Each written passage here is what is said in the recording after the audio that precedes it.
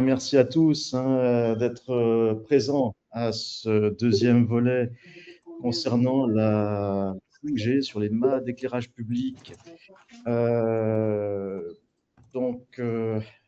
Nous sommes de plus en plus nombreux et c'est très agréable. Merci à tous.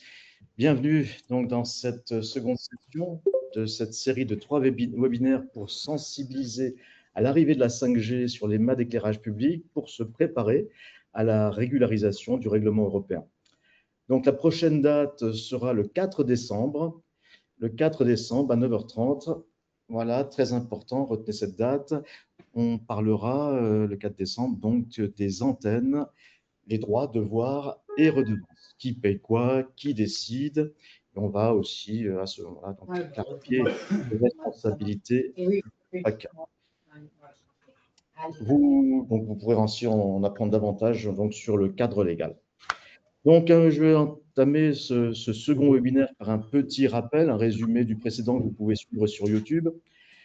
Donc, le règlement européen UE 2024-1309, applicable dès novembre 2025, donc nous sommes en pleine actualité, renforce la directive de 2014 sur la réduction des coûts de déploiement des réseaux. Il vise à assurer un accès généralisé aux gigabits, donc les fibres et la 5G, grâce à un cadre plus ambitieux et que le texte impose des délais de réponse stricts, la création d'un guichet unique numérique et de nouvelles obligations techniques pour les bâtiments et les travaux publics. Le précédent webinaire que vous pouvez retrouver en ligne, que je disais sur YouTube, expliquait ces évolutions, impact sur les collectivités et les acteurs locaux, et comment transformer ces contraintes en levier de développement et de nouvelles sources de revenus. Donc aujourd'hui, jeudi 6 novembre, nous allons voir tout ce qui concerne les mâts et l'éclairage public, les dessous de l'installation,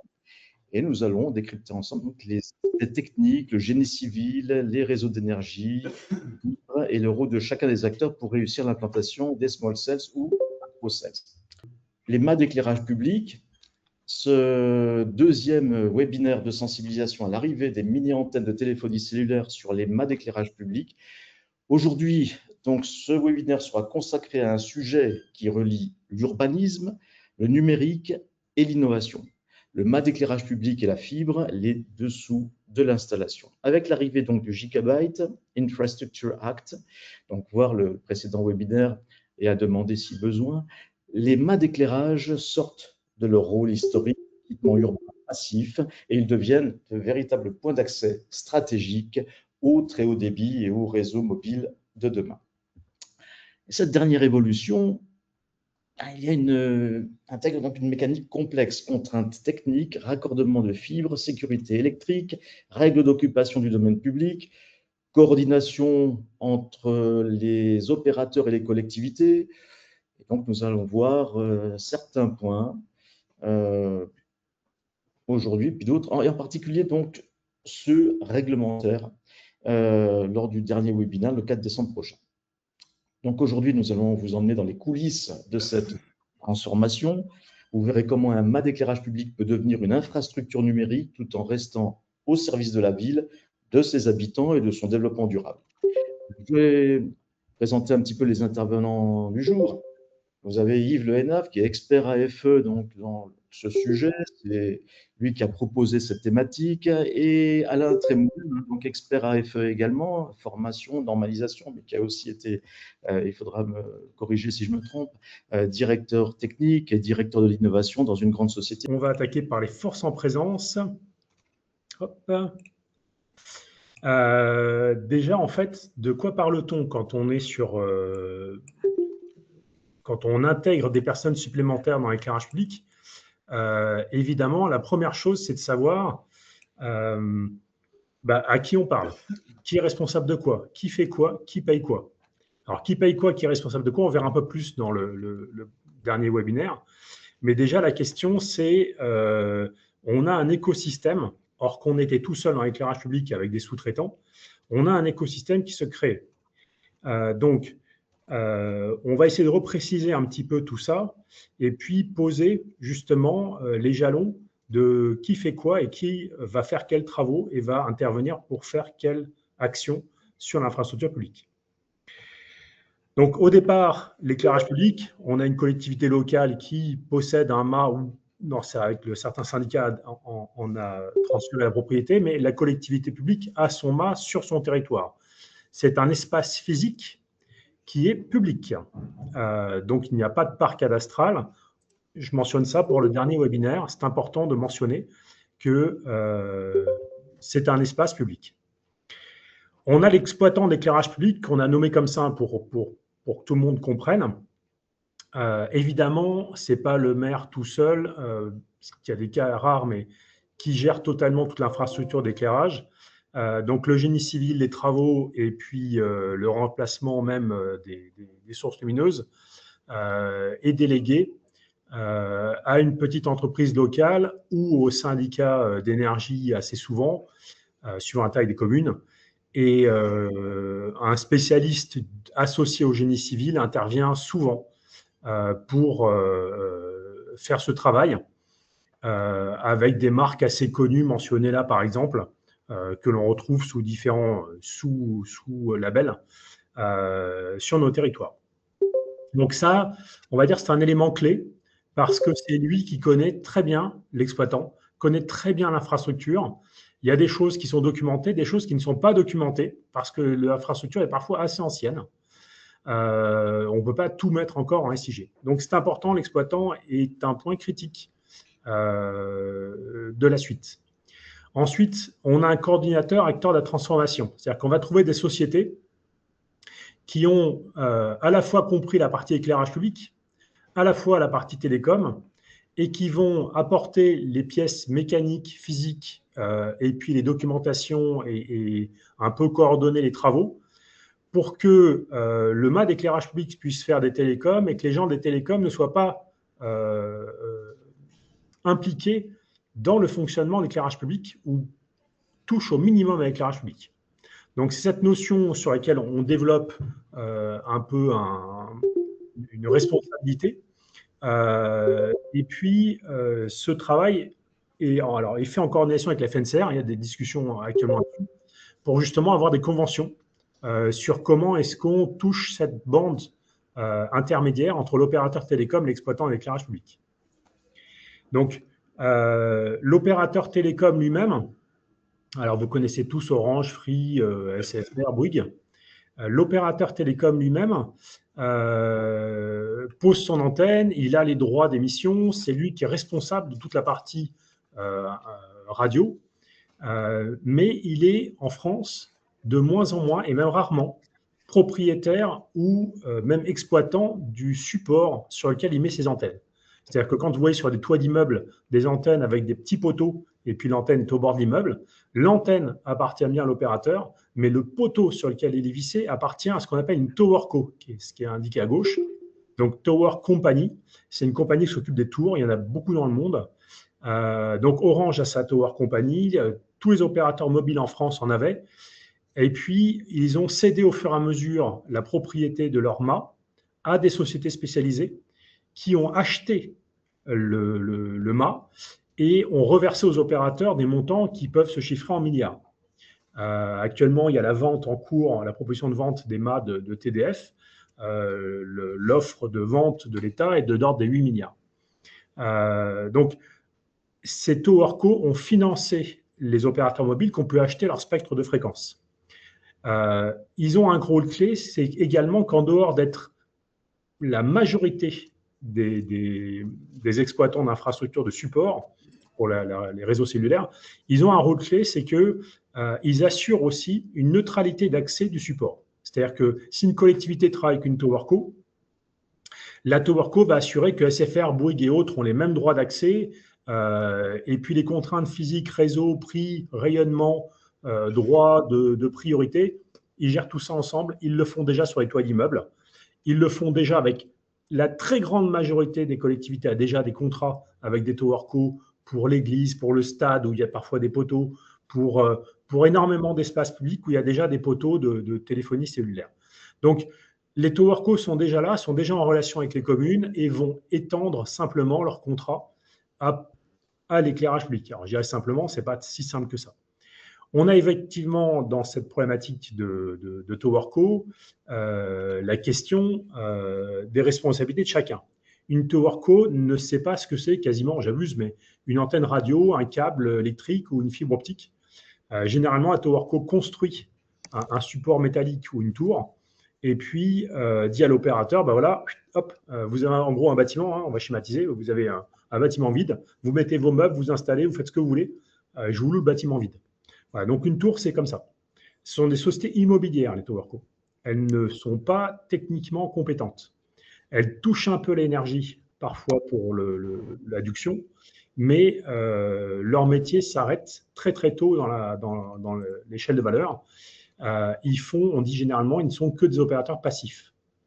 Donc, en revanche, comme c'est eux qui mutualisent et qui gèrent le partage à plusieurs antennes, c'est quand même eux qui vont payer aux collectivités des droits d'occupation du poteau, de l'espace, donc des RODP aux collectivités.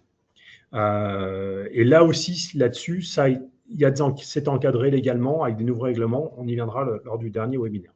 Donc la TowerCo va être majoritairement l'interlocuteur des collectivités, mais n'est pas techniquement compétent ni en éclairage ni en télécom. D'où l'usage d'un coordinateur pour les travaux et puis de ces partages d'informations communs que l'on fait actuellement pour que un peu toute la chaîne de valeur des forces en présence comprenne qui fait quoi et puis soit capable d'aller un peu vers les autres pour, je dirais pas ne pas se faire avoir, mais savoir travailler au mieux et protéger les intérêts de ces contractants, de ces collectivités. Voilà. Alors, ce slide est un peu compliqué. Je vais à la fois rentrer en détail, à la fois le survoler. En gros, qu'est-ce qu'on installe et qu'est-ce que c'est qu'un réseau cellulaire? On avait historiquement plein de notions de télécommunication. Ce qui est important, c'est de comprendre à quoi ressemble un réseau cellulaire 5G et par déclinaison 4G. Parce que même si aujourd'hui on parle de 5G, en réalité, la majorité des réseaux qui sont déployés sont des 4G. Mais techniquement, alors ce slide est un peu compliqué. Je vais à la fois rentrer en détail, à la fois le survoler. En gros, qu'est-ce qu'on installe et qu'est-ce que c'est qu'un réseau cellulaire? On avait historiquement plein de notions de télécommunication. Ce qui est important, c'est de comprendre à quoi ressemble un réseau cellulaire 5G et par déclinaison 4G. Parce que même si aujourd'hui on parle de 5G, en réalité, la majorité des réseaux qui sont déployés sont des 4G. Mais techniquement,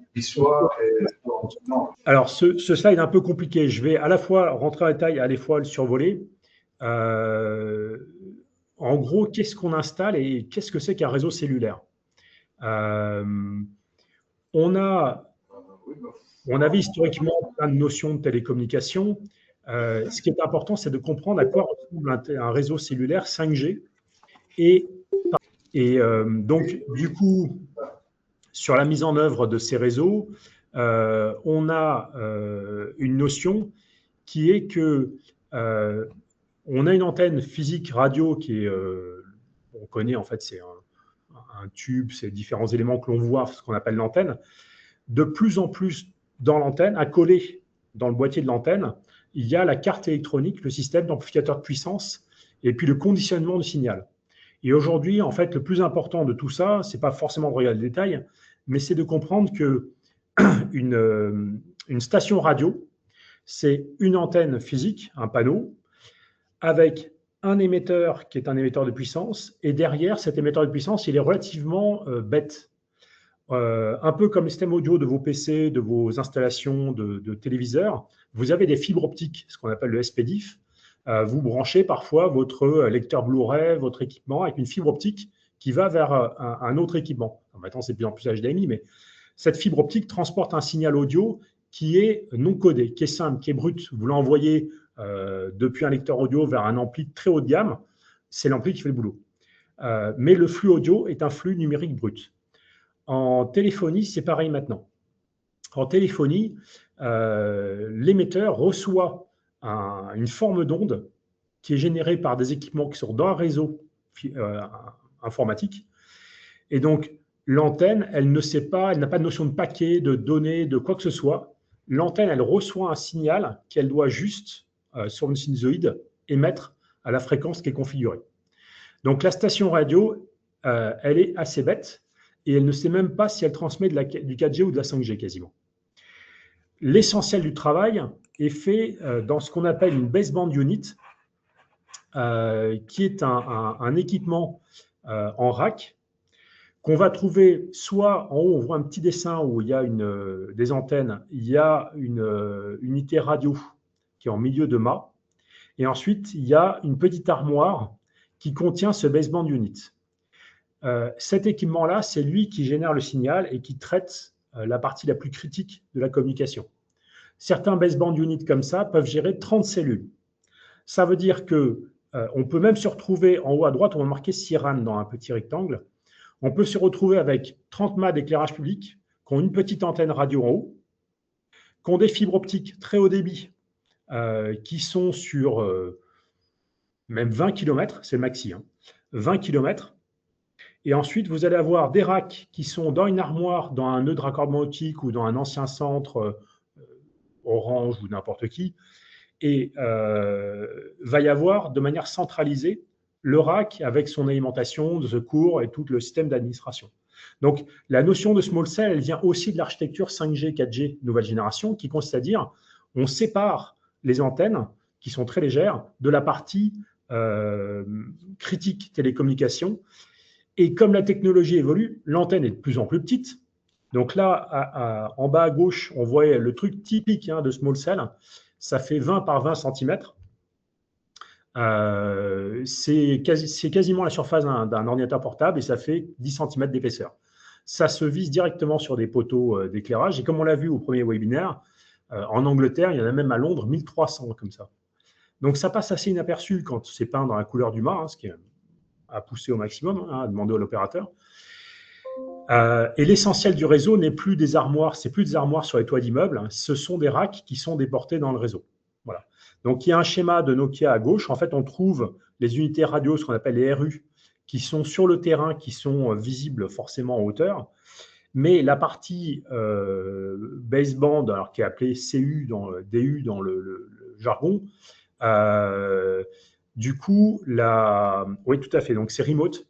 Donc la partie terrain, elle est clairement visible. La partie réseau, on l'enfouit au maximum, on la protège, on l'alimente, mais il y aura quand même des cas où on se retrouve avec l'unité baseband qui ne peut pas être déportée très loin. Il y en a qui sont assez petites et on va avoir des demandes avec une petite armoire à proximité du mât d'éclairage pour contenir cette unité baseband. On y viendra après sur le réseau fibre, mais c'est un des sujets importants, c'est de comprendre la remote unit, comme on l'appelle pour l'unité antenne, c'est quelque chose de le plus basique et simple possible en haut des mâts. Et la partie sensible, on la met plus loin. Voilà, ça c'est l'essentiel à comprendre sur ces réseaux. Tout est connecté par fibre.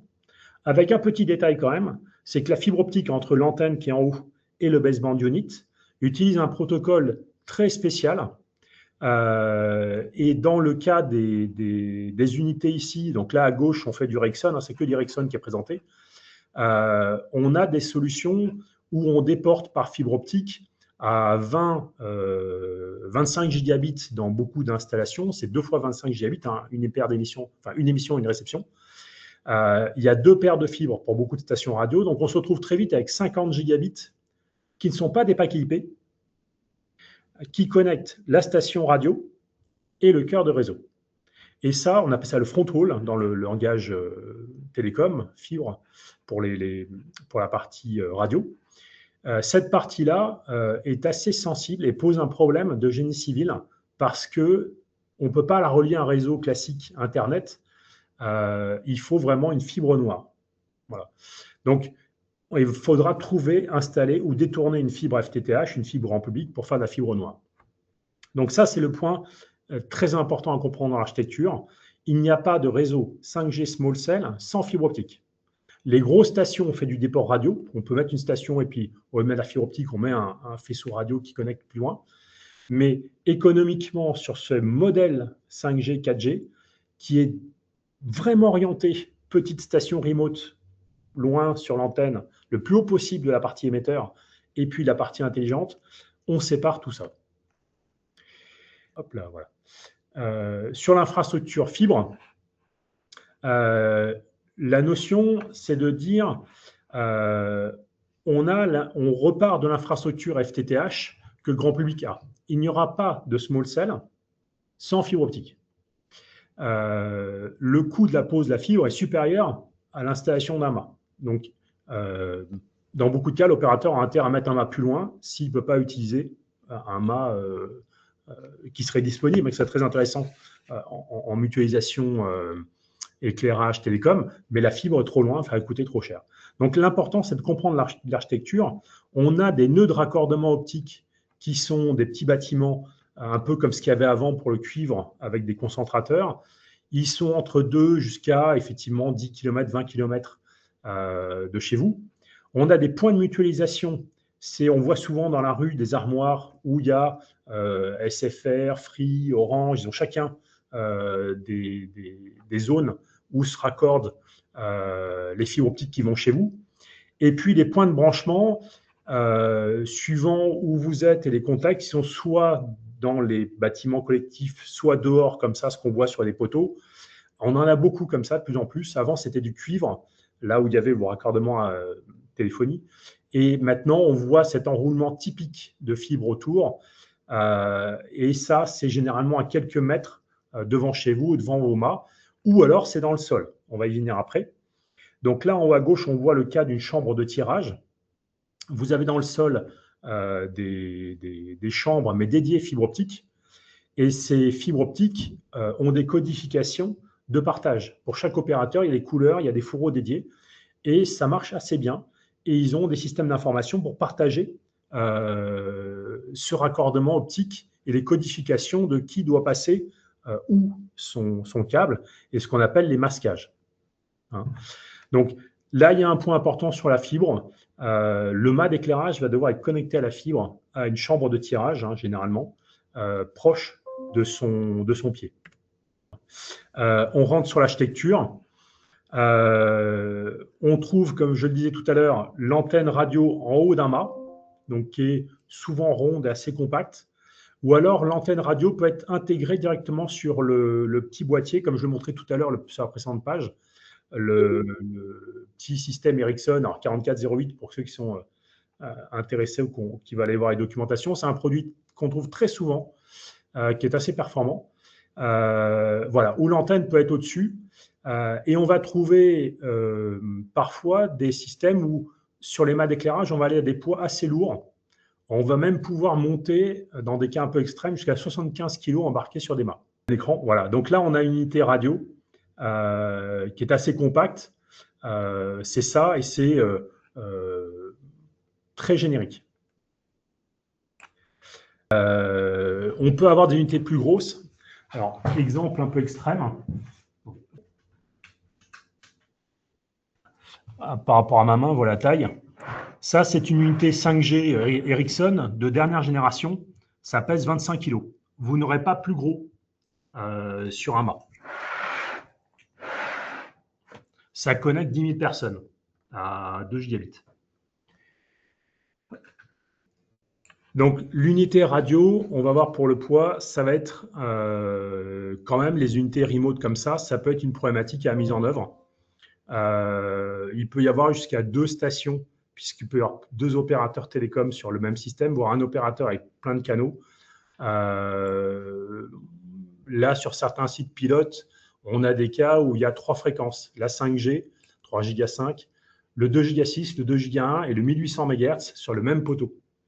Voilà, donc ce sont des cas d'usage où le dispositif radio peut être assez complexe. Il est monté généralement en haut. On n'aura normalement quasiment pas de cas où il y a des câbles coaxiaux parce qu'ils sont très gros, les câbles coaxiaux, à ces puissances-là avec les pertes.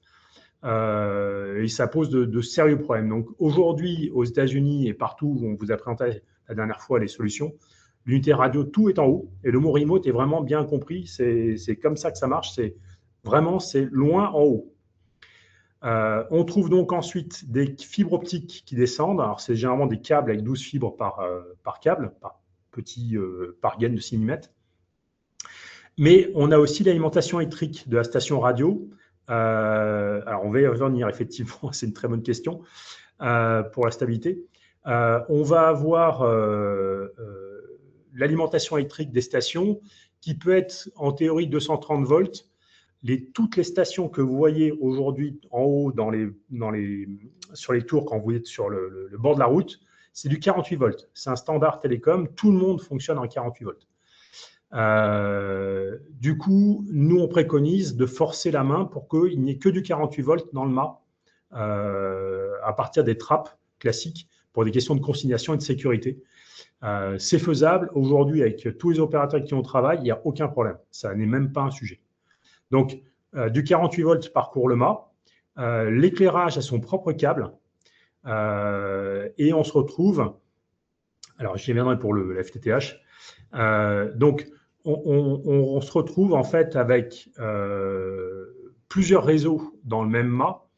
On a intérêt à ne pas les mettre à l'extérieur du mât parce que le vandalisme va être un potentiel non négligeable. Et puis, ça prend de la place. Donc, ça tient dans le mât. Ces fibres optiques, comme je disais tout à l'heure, sont des fibres optiques noires. Aujourd'hui, dans les installations qu'on réalise, alors je ne rentre pas trop dans les détails, mais nous on réalise des solutions avec Orange et puis on travaille aussi avec le groupe américain ATC, American Tower Corporation. Et entre autres, sur les pilotes qu'il y avait à Paris, il y a des antennes Nokia 5G autour de la Seine. Et des solutions comme ça, on a de la fibre noire qui descend jusqu'aux unités baseband qui sont déportées. Donc, on voit ici sur le dessin, on a généralement un compartiment dédié pour les équipements télécoms dans le mât et un compartiment pour la partie éclairage public. Il y a des mâts, on y viendra un peu après, qui font les deux, c'est-à-dire que dans la même cavité, il y a un endroit les équipements éclairage et un autre endroit les équipements, on va dire, smart et télécom, ce qui n'est pas forcément l'idéal en termes de coexploitation. Donc là, on se retrouve avec une fibre optique noire qui va jusqu'à une chambre de tirage. Dans le cas du FTTH, en fait, la fibre optique que vous avez chez vous, elle est partagée. C'est-à-dire que numériquement, en fait, quand vous avez 5 gigabits, il y a 8, 12, 16, 32 canaux et vous avez un partage de ce signal avec tout un système de couplage optique qui n'est pas du tout adapté, exploitable pour les télécommunications très haut débit comme ça. Donc, quand il y a des réseaux FTTH, ce que fait l'opérateur, c'est qu'il détourne des fibres qui lui appartiennent pour connecter directement à la station. C'est ce qui se passe pour ce qu'on appelle FTTE, les fibres optiques pour entreprises. Souvent, la fibre est dédiée entre votre bâtiment et l'armoire de mutualisation. Donc, l'opérateur aujourd'hui fait ça dans la majorité des cas. Il détourne des fibres entreprises et puis il va passer des signaux, ce qu'on appelle CPRI et ECPRI, qui sont des standards utilisés là-dessus. Donc, 10 gigabits, 25 gigabits. Et il va remonter jusqu'au point de mutualisation. Là, au lieu de se brancher sur le réseau Internet normal, il bypass, je ne rentre pas trop en détail de la fibre optique ici, hein, mais il bypass une partie du système existant et il remonte directement jusqu'au NRO. Donc, alors, la FO est non dédiée, Jean-Louis précise, en fait, là, on la détourne. Toutes les installations, la fibre est détournée dans ces cas-là. Donc, on avait fait une présentation avec Totem à la FNCCR sur ce sujet-là, avec Orange. Et Orange est déjà en mise en application de ce genre de solution. Donc, il y a différents noms, hein, effectivement, pour le détournement de fibres. Mais c'est bien ça le sujet. Il y a un sujet sur la fibre qui est assez sensible. Je vais essayer de ne pas trop rentrer là-dedans. Les équipements baseband dont on parlait tout à l'heure peuvent, dans certains cas, être montés dans le point de mutualisation, s'il est actif, ou avec une armoire rajoutée au point de mutualisation, voire éventuellement dans le nœud de raccordement optique, qui est à X km. Okay. En tout cas, pour l'éclairage public, retenez juste une chose, il y a des câbles de fibre optique qui vont descendre dans le mât et qui doivent passer dans le pied. Côté énergie, on a aussi une problématique. C'est qu'une station radio, par définition, est alimentée H24. Donc, on va avoir besoin soit de réutiliser un réseau H24 d'éclairage si une station est très petite, elle a une consommation moyenne qui va être 80 watts, 100 watts. Certains syndicats d'énergie proposent directement d'alimenter la station parce qu'elle est un peu anecdotique dans le réseau et qu'ils ont parfois 2 câblages ou alors ils ont un réseau avec des nœuds radio du système de gestion de leur éclairage LED et ils sont capables d'alimenter en H24 le point lumineux. Donc, on va avoir 2 cas d'usage. Soit la station radio est alimentée par le réseau d'éclairage et il y a une alimentation 240 vers 48 volts dans le mât. C'est assez compact. C'est des solutions très légères. Hein. On s'approche quasiment de la notion des bornes LoRaWAN ou Wi-Fi. Hein, vraiment, il faut voir ça comme ça. Ou alors, on est sur des... Alors, effectivement, pour l'alimentation, il n'y a pas beaucoup de place, hein, mais vous inquiétez pas, c'est fait, ça marche. Donc, on ne va pas faire de commerce, mais il y a des solutions et aujourd'hui, ça fonctionne. Enfin, c'est faisable. Donc, sur les sujets maintenant d'alimentation, sur les stations plus grosses, comme ce que je vous ai montré tout à l'heure, la station Ericsson que j'ai sur la table consomme 2 kW. Le rendement est assez faible à l'émission, mais ça peut bouffer en pic beaucoup. Donc, comment on fait? À ce moment-là, on a déporté. Oui, leur mât, c'est même quasi obligatoire. Même obligatoire, on va dire. Donc, là, on se retrouve avec des alimentations où il va y avoir directement un PDL déporté, apposé éventuellement à côté du mât. Et donc, toute une partie génie civil, là aussi, à organiser avec l'opérateur télécom. Donc, rajouter un mini-coffret et un PDL qui va être le long du bâtiment le plus proche ou le bord du trottoir, mais qui va être à quelques mètres du mât. Et ce PDL, dans le boîtier, là, on va avoir des alimentations 240 vers 48 et remonter en 48 jusqu'au mât. On ne peut pas avoir d'alimentation 48 volts de ces puissances-là dans le mât. On pourrait éventuellement avoir contre le mât un petit boîtier, mais à ce moment, autant avoir le PDL et tout à côté. Donc, le 48 va parfois venir déporter, voire du 240, mais qui provient d'une armoire posée et payée par l'opérateur télécom. L'opérateur télécom et non la TowerCo, puisque c'est l'opérateur télécom qui paye la facture d'électricité. Viendra la question, si j'ai SFR ou Orange, est-ce que j'ai 2 PDL à poser à côté de mon mât? Non, c'est là où la TowerCo va justement trouver un accord et faire du sous-comptage. Je ne rentre pas trop dans les détails, mais c'est des vrais sujets. Donc, on se retrouve avec une question qui est, finalement, mon mât, il est télécom ou l'IMA éclairage? Donc, il y avait le cas de Toulouse dont on parlait la dernière fois. On a un mât télécom qui fait les deux. On voit la fibre optique là au centre. Ce n'est pas simple du tout à exploiter. Et à gauche, l'armoire qui est là contient à la fois du matériel d'éclairage et à la fois du matériel de télécom. Autre cas qu'on a, nous, à Toulouse, qui converge un peu vers la piste qu'on préconise et que les opérateurs ont pris systématiquement là récemment, c'est le mât est un mât d'éclairage public. Là, je ne mentionnerai pas la marque, mais Alain connaît bien ces produits-là.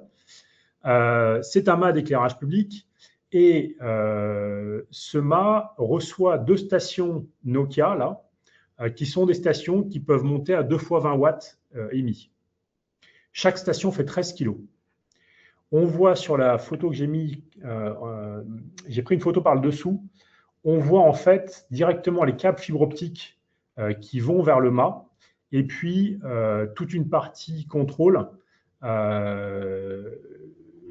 l'alimentation évidemment qui rentre dans le mât. Donc il y a un peu de filasse et ça, les opérateurs essaient de le planquer au maximum. Là, ils ont quand même peint la station dans le râle du mât. Et au-dessus, il y a de l'éclairage, il vaudrait mieux que ce soit en dessous. D'accord? Plus l'antenne est haute, mieux c'est. Et il peut y avoir des problèmes d'impact, d'écho sur l'antenne par rapport aux luminaires qui sont à proximité. Là, l'installation n'est pas parfaite, mais elle est quand même très bien gérée. Et on trouve en bas du mât, enfin en bas, au milieu du mât, là, mais en bas sur la photo, un petit coffret électrique qui est le contrôle des stations, qui est suffisamment haut pour ne pas être touché. Et c'est là où, avec un peu de miniaturisation, on arrive à tout mettre dans le mât. Donc là, c'est un mât avec 2 trappes, on voit à droite, la partie éclairage en bas, la partie télécom au-dessus. Moins il y a de choses qui sortent, moins il y a de risque de vandalisme sur un mât.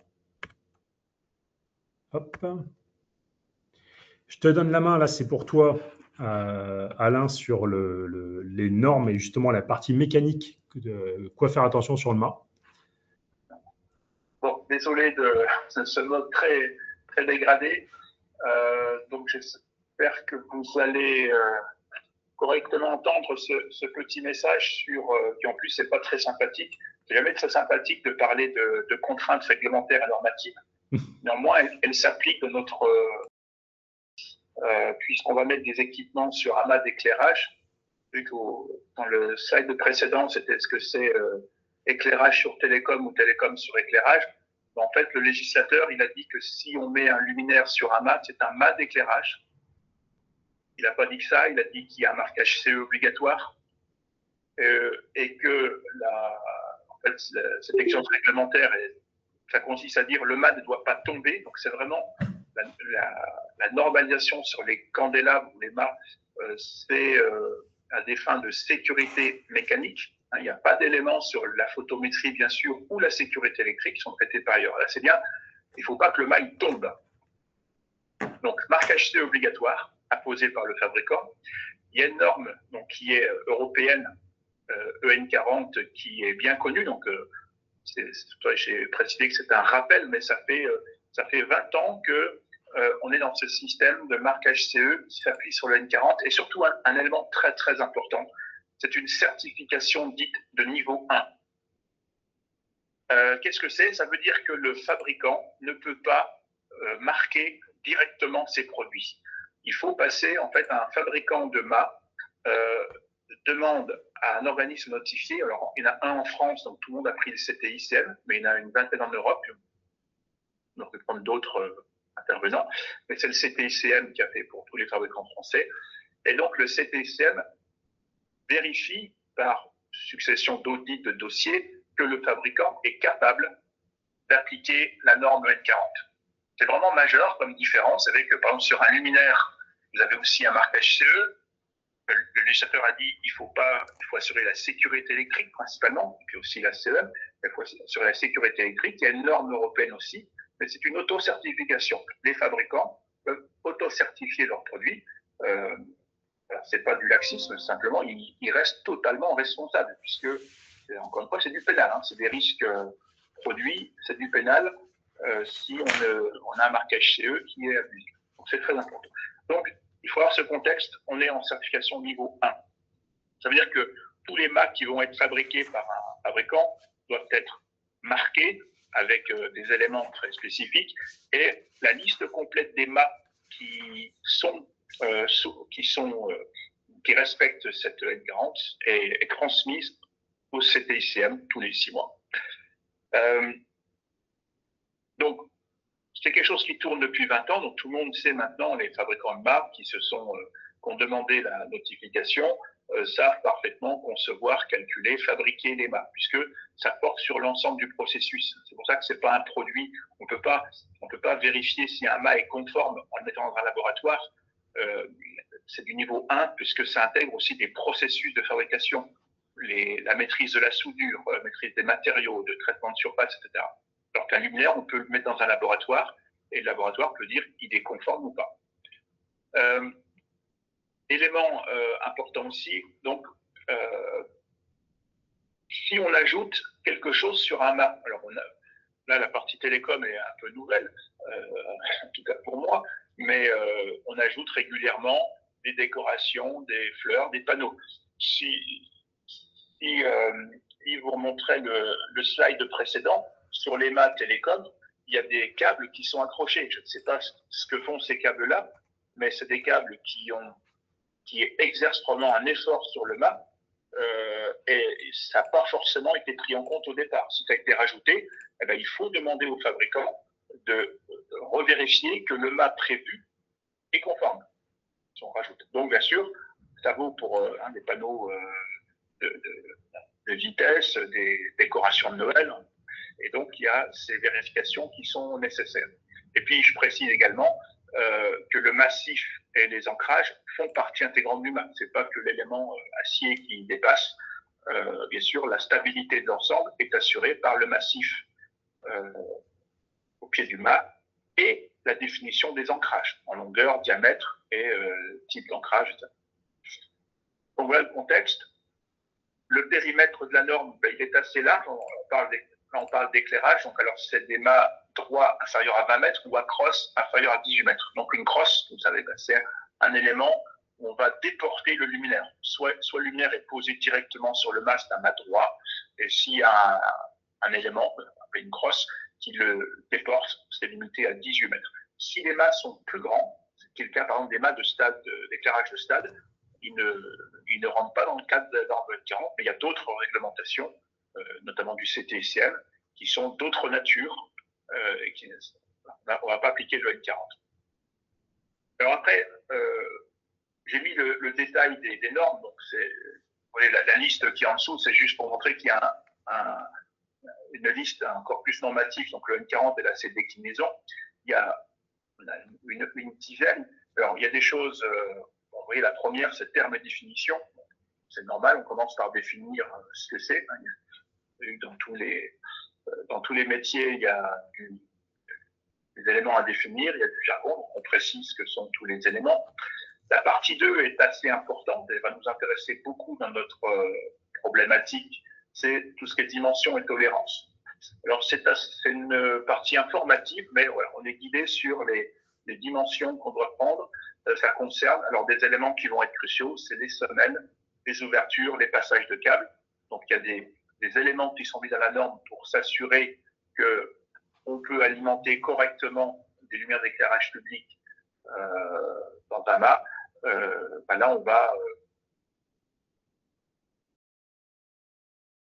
ajouter des éléments supplémentaires, ça à vérifier.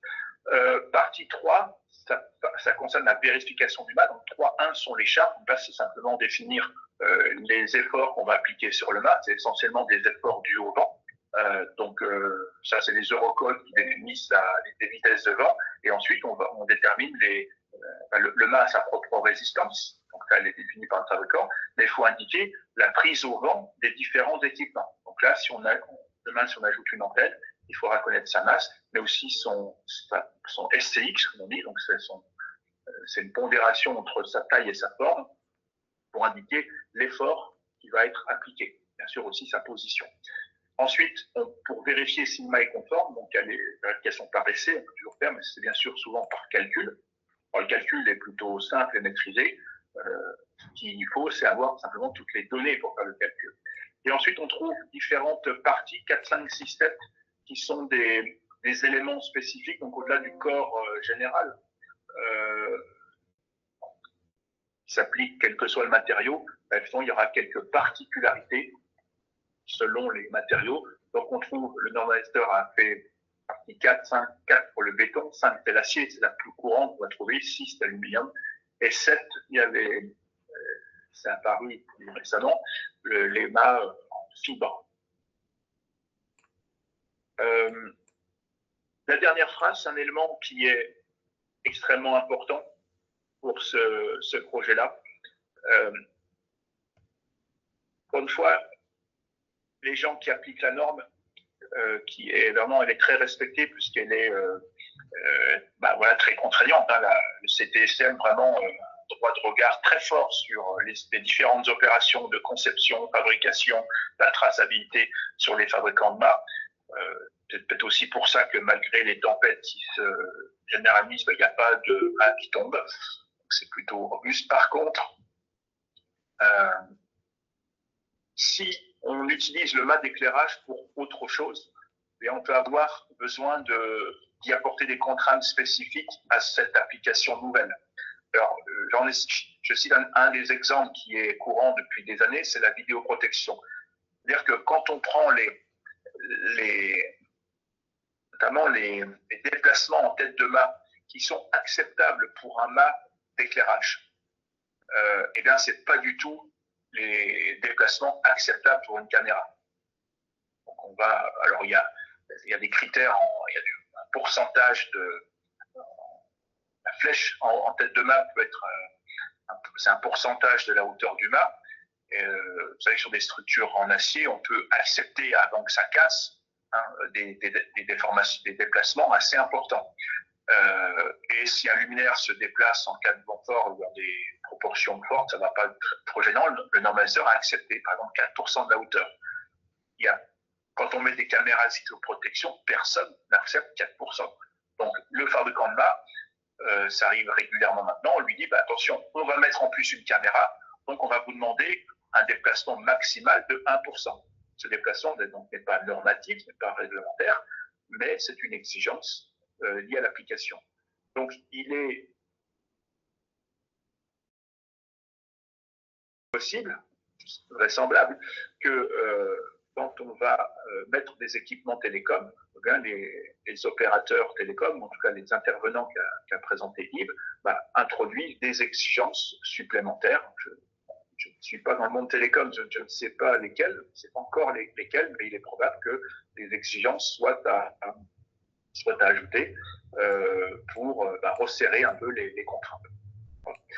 Donc ça, ce sera un sujet à voir. Alors, bien sûr, la norme N40 s'applique sur tous les mâts, installés ou nouveaux. Alors, si on doit créer un nouveau mât avec des équipements de caméras de télécom, il faut rassembler tous les éléments de définition et définir le mât approprié.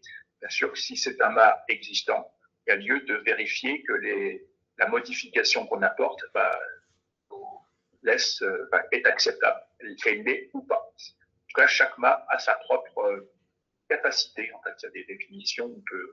Il y a même un marquage de référence qui est on prend un cas-type qui a défini la norme et on regarde la résistance d'un mât par rapport à ce cas-type. Il y a le cas-type et puis il y a le cas réel. Alors, il y a un petit élément aussi que je n'ai pas mis sur le slide, qui peut être important dans certains cas, j'imagine, c'est que de marquage CE, il découle une directive produit. Donc, il faut avoir en tête que ça s'applique sur des produits qui sont fabriqués en série. Donc, s'il s'agit de fabriquer 10, 100, 1000, 10 000 candélabres qui s'adaptent à un certain cas, c'est un produit. Donc, c'est évidemment couvert par le marquage N40, marquage CE et le N40. La norme ne s'applique donc pas à des ouvrages. Donc, pour des fabrications qui seraient unitaires ou proches, si c'est 1, 2, 3 candélabres spéciaux, ça s'appelle un ouvrage. Et donc là, ça sort du cadre N40 et alors il y a d'autres exigences qui sont liées aux ouvrages, des garanties décennales, etc. Mais c'est le cas où ça sort de l'N40. C'est vraiment si c'est une conception très, très spécifique. Peut-être que ça peut s'imaginer, je ne sais pas encore, mais on peut peut-être imaginer des fois avoir recours à un point qui mêle l'éclairage et la communication, un point isolé de grande capacité, je ne sais pas, voilà, un signe particulier. Là, on pourrait s'extraire de la partie N40, mais sans s'extraire de la justification du dimensionnement, évidemment. Donc voilà un petit peu ce rappel que tout le monde connaît, puisque encore c'est en 2005 que le normalisateur a défini ce principe, le législateur, pardon, parce que c'est la norme. Ça roule gentiment. Il y a quand même toujours ces sujets. Alors, quand c'est décoration de Noël, des fois, les gens y pensent ou n'y pensent pas, de faire vérifier le mât. Quand on entend les caractéristiques des antennes qui sont présentées, on ne pourra pas faire l'économie, et compte tenu des enjeux, on ne pourra pas faire l'économie de vérification des capacités des mâts ou d'adaptation. Quand je dis mât, pensez bien aussi au massif et à ses ancrages. Alors, oui, on t'a très bien entendu, Alain, c'était parfait, merci beaucoup. Une petite parenthèse, c'est vrai que le mât, comme beaucoup d'objets du quotidien, Eh bien, on ne se rend pas compte, mais c'est un élément extrêmement technique, mécanique, complexe, qui doit supporter des charges, qui doit supporter les intempéries, le vent, intégrer l'alimentation, toute la commande, mais aussi maintenant les télécoms, les fibres, donc beaucoup de choses. Mais aussi, et puis de plus en plus, tu me corrigeras si je me trompe, surtout ne pas, alors à la fois résister mécaniquement, mais ne pas devenir un objet urbain mortel et donc doit plier en cas de choc avec un véhicule. Donc voilà, c'est quelque chose de beaucoup plus complexe que ce qu'on pense. Je voulais faire cette petite parenthèse avant de redonner la main à Yves. Je ne me trompe pas, Alain, tu confirmes? On met La norme EN40, il est prévu une caractéristique de tenue au choc, et pour l'instant, elle n'est pas remplie parce que c'est juste pas faisable dans une norme de mettre des.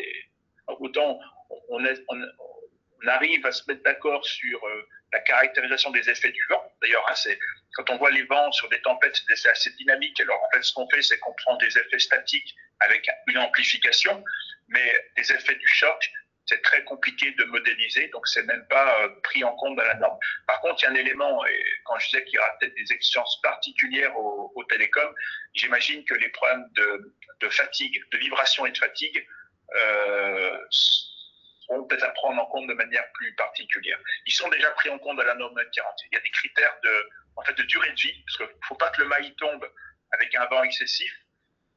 Ça, c'est traité. Un choc, on ne sait pas le traiter. Mais il y a aussi la fatigue, donc cette notion de durée de vie. Il ne faut pas que l'excès de sollicitation qui resterait admissible conduise à une ruine du mât. Ça, la fatigue. D'accord, très bien. Merci beaucoup, Alain. Je parlais de ça parce que j'avais vu un brevet récemment, justement, sur ces mâts qui peuvent se plier en cas de choc. Je vais juste, effectivement, sur des questions qui ont recoupé, ça, justement, certaines questions qui sont passées sur la sécurité électrique et puis les travaux.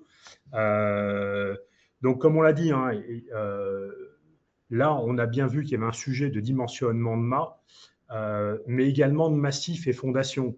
C'est-à-dire que si on réfléchit de manière un peu sérieuse, et je dirais qu'il y a une question qui a anticipé la réponse, oui, il faut changer le mât. Après, c'est une question de choix technique et je ne peux pas rentrer là dans ce genre de discussion ici, mais très clairement, personnellement, je ne vois pas comment on met en place des équipements télécoms sur un mât. Et par l'expérience que l'on a, nous, on fait systématiquement changer le mât.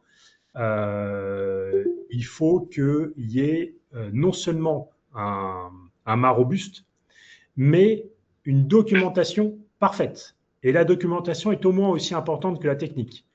Dans l'ensemble de la mutualisation que l'on va mettre en place, la traçabilité de chaque action, la documentation de chaque élément va être le point qui fait que ça marche.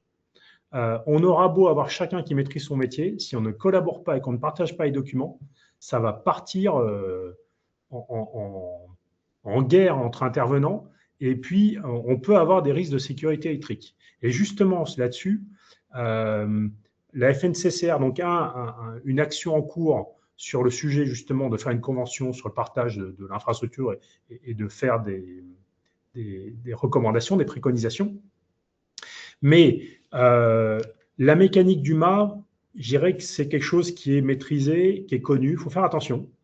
Les fabricants, enfin les opérateurs télécoms sont extrêmement compétents sur le sujet parce qu'ils ont le problème de dépointage qui a été levé ou sur une tour en hauteur, l'autorisation de dépointage, elle est minime. Dans le cas d'une small cell, où c'est une petite antenne comme la petite Ericsson carrée, on porte à 200 mètres, on fait un petit calcul tangente et autres. Allez, on a 2 degrés de dépointage, ce n'est pas dramatique étant donné le footprint, la taille de ce qu'elle émet. On est à hauteur des immeubles, on veut juste connecter à travers les fenêtres des immeubles. Même 5 degrés, ça passe.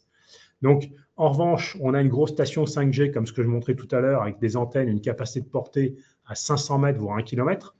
Là, on a un souci, en fait. L'opérateur peut l'accepter en ce sens où, mais c'est une question de l'opérateur qui est dans la définition de projet, l'opérateur va dire en certains cas, OK, cette cellule, elle est secondaire à une cellule plus grosse que j'ai plus loin. Cette cellule, elle me sert à décharger mon réseau. J'accepte une dégradation de service sur la zone pendant X% du temps sur l'année. Et là, lui va devoir connaître quand même la capacité en charge du mât et va la revérifier. Donc là, en fait, on a 2 guichets qui vont travailler sur la résistance du mât. Il y a la partie éclairage public pour sa propre sécurité. Tout doit être documenté. Et si on met quelque chose sur le mât, bah, forcément, toute personne qui exploite le mât doit être garantie qu'il ne va pas tomber, enfin, qu'il ne va pas se déformer. Pire, la ruine, effectivement, qui n'arrive quasiment jamais. Mais il faut quand même se méfier. Moi, je mets plus une alerte sur les fondations là-dessus, sur ce sujet. Et puis, l'opérateur télécom qui a des exigences de performance où il va analyser les risques de dégradation de service. Donc, il a les capacités aussi pour calculer et lui aussi va calculer. Donc, on a 2 entités qui doivent avoir les documentations sur les calculs de charge de ce mât.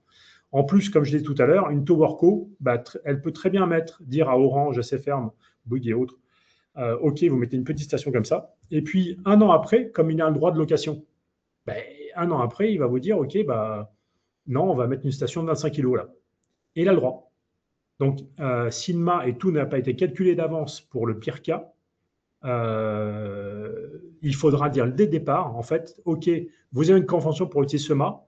Ce mât aura une capacité de temps en SCX, en distribution de poids, et puis le dépointage est votre problème. En fait, on transfère la responsabilité des pointages à l'opérateur. Mais ça devra être défini à la convention, en fait, point par point, dossier par dossier. Donc, ça se fait déjà dans d'autres pays où c'est très documenté. Et en France, c'est un des buts avec la FNCR, avoir ces fiches et ces canevas qui permettent de travailler ensemble sur l'infrastructure. Les fondations, j'y mets quand même un point particulier. Nous, on recommande aussi de changer de massif. Pourquoi? Parce que passer la fibre depuis même 2 mètres, 50 mètres dans le pied de mât, à moins de faire du bricolage infâme, ça va être très difficile. Donc, le massif, s'il est déjà prévu avec plusieurs passages dans le pied, comme c'est le cas sur la petite photo, oui, c'est peut-être possible de rajouter une gaine, un fourreau, mais il y a quand même du poids qui est en tête de mât, il y a des risques de mouvement de terrain, donc un dépointage qui n'est pas dû au vent mais qui est statique, et là, s'il évolue au cours du temps, pour l'opérateur, c'est quand même problématique. Donc ça, des fondations plutôt stables, c'est plus important pour l'opérateur télécom que pour l'éclairage, et il va insister là-dessus. Qui plus est, une Towerco vend un service à un opérateur mobile. Ce service doit être défini. Si on a... Hop là, attendez, je rattrape, c'est bon. Si on a un souci de qualité de service rendu par la Towerco, il ne paiera pas. Et puis, je termine juste sur un point, mais qui est assez logique, on y reviendra après. Donc, la loi prévoit la mise en place d'un guichet unique pour les demandes de SIG et d'informations sur les mâts d'éclairage. Donc, l'opérateur demande à un guichet unique national, comme pour la fibre, voilà, je veux avoir les informations sur ce point. Et l'ensemble des réseaux et des données sur le mât doit être transmis à l'opérateur. Donc, le texte de loi, la proposition de loi a été présentée cet été. Le petit texte est dessus, là. Et ça va demander à être extrêmement bien précisé parce qu'aujourd'hui, c'est ultra flou. Et une fois que le lien est établi, c'est là où il faudra que l'opérateur s'engage, donc, oui, autant que possible à remplacer le mât, hein, ça c'est quand même hautement préconisé, mais aussi à signer les conventions et autorisations d'accès à l'infrastructure et coordonner tout ce qui est détail des ICT qui va aller avec. Donc ça, c'est un vrai sujet. Il y aura une partie légale qu'on abordera en décembre, mais c'est un vrai sujet. Et c'est la Towerco qui change le mât. La Towerco, comme son rôle est de payer une infrastructure louable, c'est la Towerco qui est la force d'investissement.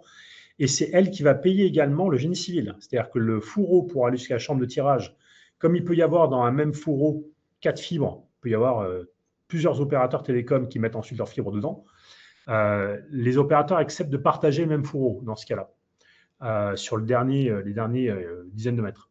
Donc, on peut avoir plusieurs opérateurs et c'est la TowerCo qui a fait l'investissement du génie civil pour qu'il n'y en ait qu'un seul. Pareil pour l'énergie. Il peut y avoir plusieurs câbles 48 volts ou 230, enfin, chacun dans une gaine dédiée, évidemment, on ne va pas mettre 48 et 230 ensemble, mais ces fourreaux sont financés par la TowerCo.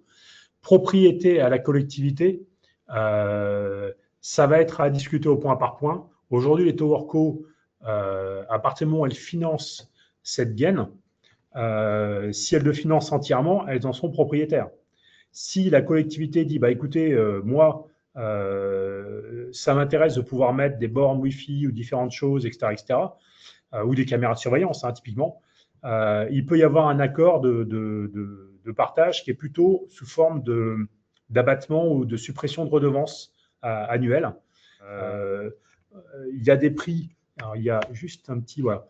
Suivant les tailles de stations, hein, on peut avoir des stations petites, des stations moyennes comme à Toulouse ou des stations plus grosses, comme ce que je vous ai présenté avec le cas d'Ericsson, enfin la station 5G. Suivant ce qui est payé à la collectivité, il peut y avoir une négociation sur la réutilisation des fourreaux, sur beaucoup de choses, et entre autres les bandes Wi-Fi au LoRaWAN. Là, dans beaucoup de cas, ça peut se négocier de mettre en place une caméra de surveillance en même temps, mais c'est au coup par coup. Hein, au coup par coup. Merci beaucoup Yves et merci Alain nous avoir apporté beaucoup d'informations là-dessus. Donc je propose de passer aux questions et on va interagir un petit peu avec ceux qui sont inscrits et présents. On va commencer peut-être par Jean-Louis Philippot qui a animé énormément le chat. Jean-Louis, est-ce que tu es d'accord pour activer ton micro et reprendre le chat et toutes tes questions pour, Oui, merci à tous, bonjour à tous.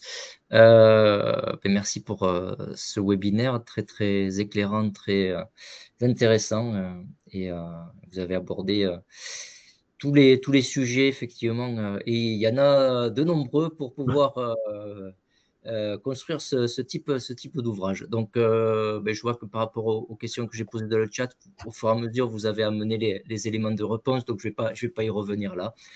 Pour ma part, je n'ai plus de questions. Merci bien. On a été bon. Donc, merci Oui. Jean-Louis. Toutes les questions, c'est parfait. Non, les questions sont ultra pertinentes. Hein. Alors, je sais, vous êtes dans quel domaine? Parce qu'effectivement, les questions sont assez ciblées. Donc, je fais partie du groupe FIRALP, plus exactement dans la filiale Résonance. Et je m'intéresse de près à toutes les activités et notamment cette convergence des activités éclairage public, radio, vidéo et bien sûr activités optiques, puisque vous faites appel aussi à des réseaux optiques. Voilà, c'est surtout cette convergence qui m'intéresse. Merci. Effectivement, Jean-Louis, derrière toutes vos questions, on a senti l'expert aussi. Il y avait quelques remarques de Paul Martinet. Ouais. Est-ce que Paul Martinet est encore avec nous? Jaini aussi, il y avait une question, alors je ne sais pas qui est Jaini. Moi, c'est tout bon, j'ai répondu. Merci beaucoup. Ok, c'est bon. Très bien. Il y avait Jaini aussi qui a beaucoup animé le chat. Oui, bonjour, Fabien Jaini là, du TE44. J'avais pas mal de questions. C'était déjà très intéressant. Et des questions qu'on avait déjà en suspens, et on commence à y répondre. Pour moi, c'est l'extrême mutualisation du support, du mât. Aujourd'hui, on a de l'EP, donc ça, c'est la base du mât d'éclairage.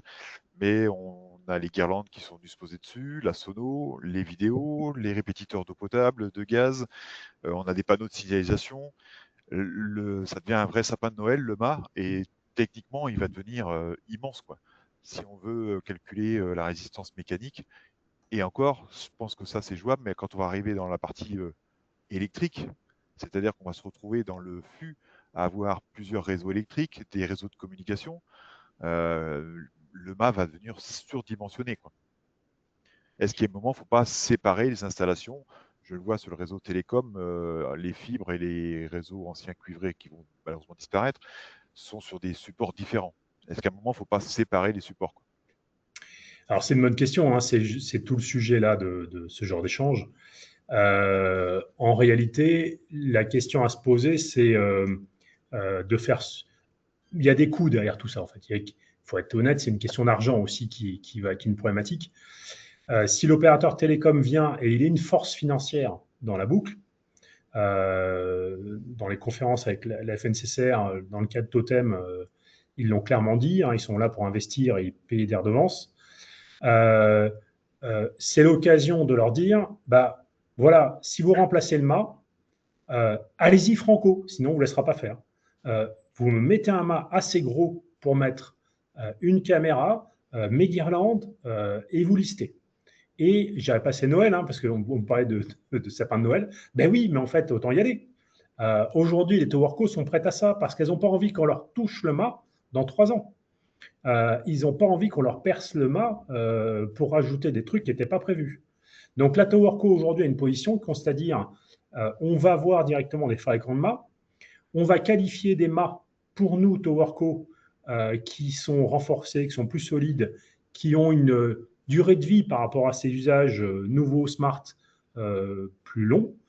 Et ces mâts vont être prévus pour être multi-usages dès le départ. Donc, ils ont, là, dans tout ce que l'on voit hein, sur quoi on travaille, systématiquement une section plus importante, un peu plus importante, ça ne se voit pas de l'extérieur, mais bah, ils font 5-10 cm de plus en embase, en diamètre. L'empattement est de 300 mm et non 200 mm pour les fondations. Il y a des choses qui sont là en plus pour éviter la flexion et puis pour pouvoir mettre en place justement ces différents nouveaux usages mutualisés pour qu'il n'y ait pas de bricolage fait après coup. Donc c'est un vrai sujet, c'est pour ça qu'il y a une vraie collaboration à faire autour de ces discussions, hein, là, de ces échanges. Il faut partager au maximum les questions, les besoins, lister ce qui est nécessaire pour que demain, ce ne soit pas… ouais, le sapin de Noël, c'est ça, c'est… que chacun accroche son truc et bricole. Aujourd'hui, on voit des trucs ahurissants avec les syndicats d'énergie où ils sont mis devant le fait accompli de collectivités qui ont laissé poser des trucs sur les mâts avec des installateurs XY. Et ça, c'est à la base, c'est très discutable.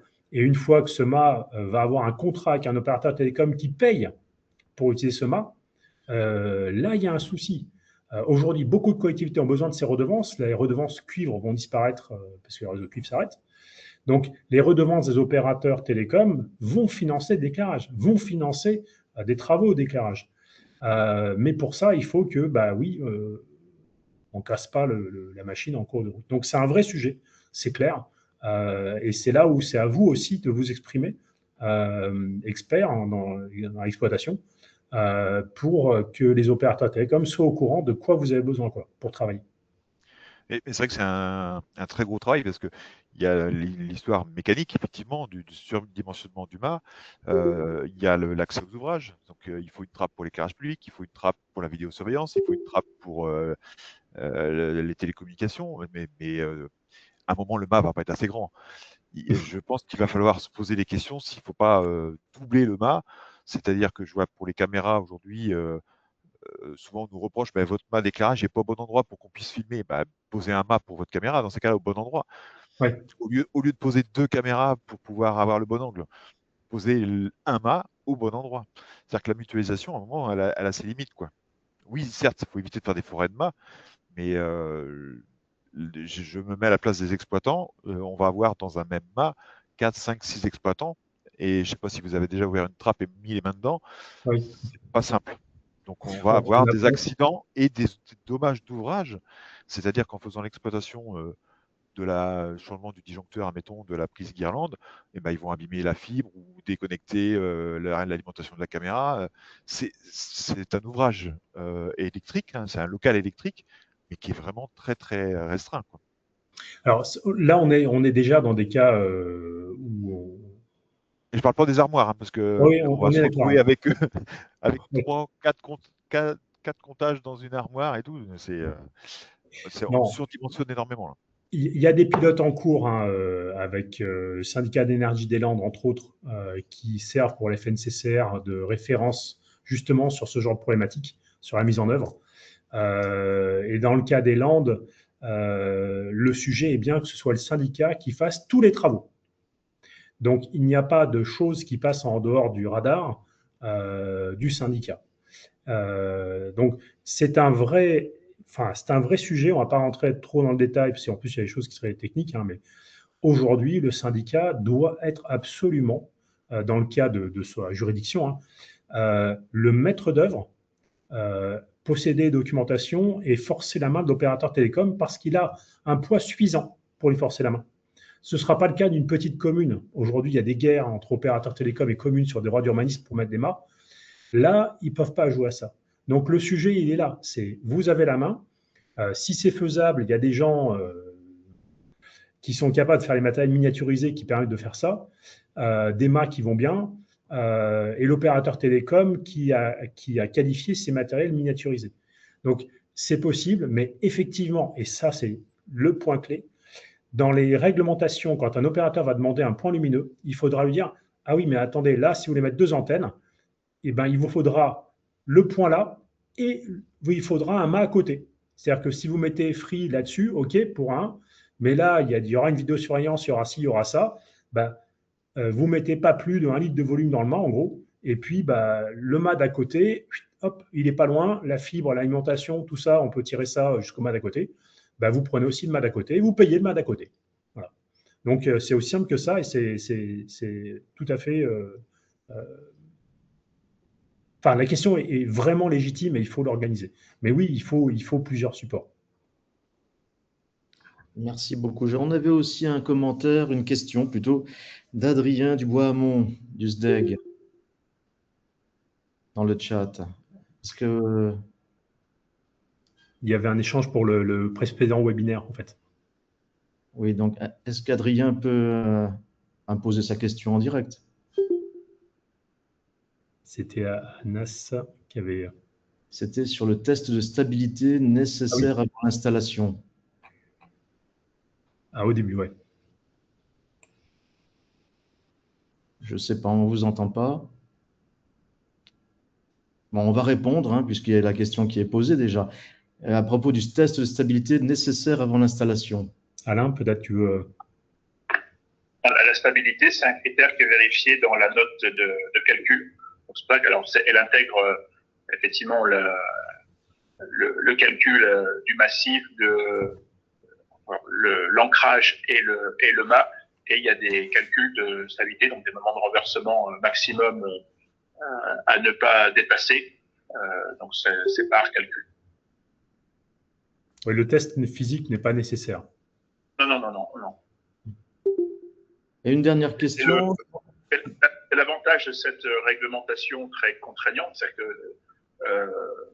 c'est que tout est sous contrôle. En contrôle, il n'y a pas que le calcul, hein, il y a vraiment toutes les processus de réalisation. C'est assez exigeant. Et donc,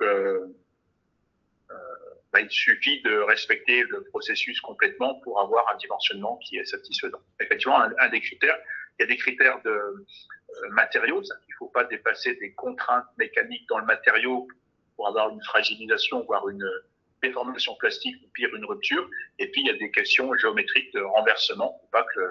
Et c'est le propre du massif béton. C'est pour ça que c'est vraiment un point clé, hein, le massif. On ne le voit pas, mais il ne faut pas l'oublier. C'est ce qui empêche au mât de tomber, quoi, pas de se ruiner, mais de basculer, quoi. Donc, et ça, c'est par calcul. Et ça veut dire que le massif béton est connu dans le calcul. C'est pas on met un massif béton avec juste les entraxes qui va bien. C'est le massif dont les dimensions sont indiquées, préconisées. Donc, quand on va dire vous installez un mât un mât très standard, il vous faut un massif béton de telles caractéristiques. Donc, le test de renversement, ce serait presque de dire est-ce que le massif béton qu'on avait prévu, on l'a bien fait, quoi. Oui. On a le bon. Merci Alain. On peut finir par une dernière question qu'il y a dans le chat d'Anthony Thomas. Est-ce qu'Anthony Thomas pourrait peut-être poser sa question lui-même? Il est parti, justement. Il est parti, d'accord. Bon, on va la poser puisque c'est très important. Quand le mât est déjà mutualisé, comment fait-on au niveau de la place? Alors, la question, c'est la mutualisation déjà existante, en fait. Qu'est-ce qui est mutualisé? Alors, si c'est une borne LoRaWAN ou une caméra, c'est à la charge de la TowerCo d'aller démonter ce qu'il y a et leur poser à l'identique. Et quand on parle de documentation, c'est aussi ça qui est important. Ce qui a été posé, est-ce que c'est vraiment documenté? On le voit avec pas mal de syndicats avec qui on collabore. Les collectivités et leurs partenaires ne respectent pas les règles que le syndicat édicte. Et la relation entre un syndicat et les élus qui sont membres fait qu'il est difficile de leur forcer la main. Hein. Donc, les documentations ne sont pas toujours là, la vidéosurveillance en fait partie. Donc, la collectivité, à ce moment-là, on lui dit, écoutez, on va le démonter, en fait, on va le poser en s'assurant d'un certain nombre de respect avec des spécialistes. On a eu un exemple tout à l'heure d'intervenants dans les questions. Il y a des gens qui sont très compétents pour ça. Et l'opérateur télécom, lui, il voudra être sûr que des gens localement, qui travaillent localement, peuvent maintenir tout ce qui est dans l'environnement humain. Et l'opérateur a ultra fortement intérêt à laisser déléguer l'exploitation du mât d'éclairage, au-delà de l'éclairage, par des gens qui sont déjà en train de poser des mâts d'éclairage, les former et qui montent en compétences. Donc l'idée, c'est que les gens de l'éclairage public montent en compétences.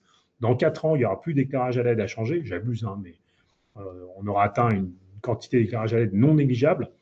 Il y a beaucoup de monde qui changeait les sources des ampoules avant. Hein. Ces gens-là, les former et avoir le monde télécom qui les paye pour maintenir les mâts d'éclairage avec d'autres choses dessus, c'est une logique. Donc, il faut aller jusqu'au bout de la logique. Et autre question d'Anthony Thomas, qui va devoir payer les contrôles de stabilité, les opérateurs télécoms? Oui, en fait, ils l'ont prévu.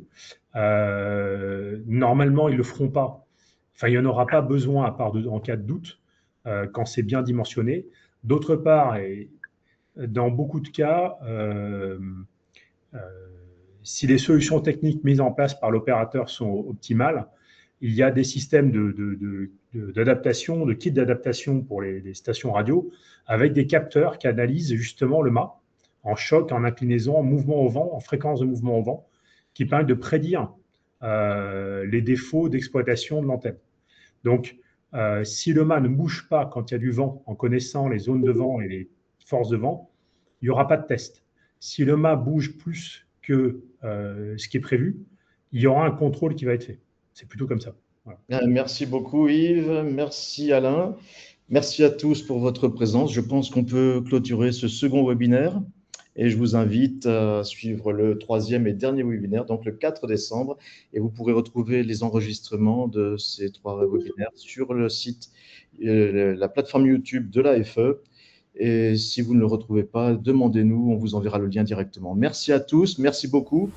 Et bien, au 4 décembre, 9h30.